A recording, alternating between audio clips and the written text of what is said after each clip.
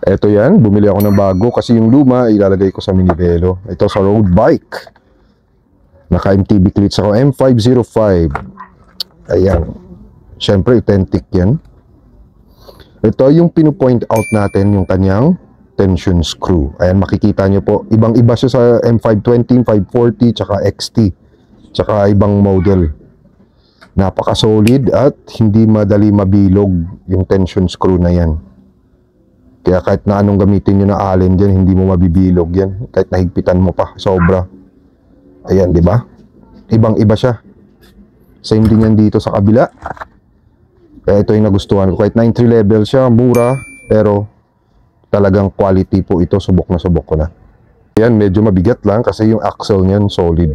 And then yung spring, napakaganda rin. Ito ang tunog kapag kiniklip in natin ng M505.